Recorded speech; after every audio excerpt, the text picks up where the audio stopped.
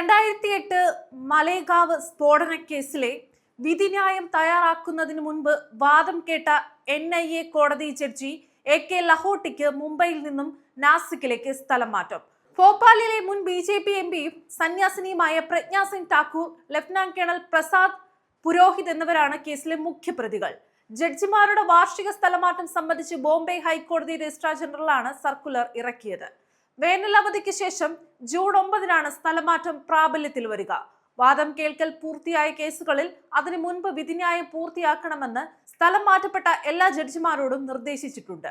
ശനിയാഴ്ച നടക്കുന്ന അവസാന വാദം കേൾക്കലിൽ ഈ മാസം 15-നകം ശേഷിക്കുന്ന വാദങ്ങൾ പൂർത്തിയാക്കാൻ ജഡ്ജി പ്രോസിക്യൂഷനോടും പ്രതിഭാഗത്തോടും നിർദ്ദേശിച്ചിരുന്നു. ജഡ്ജിയുടെ സ്ഥലം മാറ്റം നീതി വൈകിപ്പിക്കുമെന്ന് സ്ഫോടനത്തിനിരയായവർ അഭിപ്രായപ്പെട്ടു. കാലാവധി നീട്ടണമെന്നാവശ്യപ്പെട്ട് ഹൈക്കോടതിയെ സമീപിക്കുമെന്നും അറിയിച്ചു. 17 വർഷം പഴക്കമുള്ള കേസിന്റെ വാദം കേൾക്കലിനിടെ സ്ഥലം മാറ്റപ്പെടുന്ന 5-ാമത്തെ ജഡ്ജിയാണ് ലഹോട്ടി. 2008 സെപ്റ്റംബർ 29-ന് നാസിക്കിനടുത്ത് മലേഗാവിൽ മസ്ജിദിന് സമീപം പാർക്ക് ചെയ്തിരുന്ന ബൈക്കിലുണ്ടായ സ്ഫോടനത്തിൽ 6 പേർ മരിക്കുകയും 100-ലേറെ പേർക്ക് പരിക്കേൽക്കുകയും ചെയ്തിരുന്നു.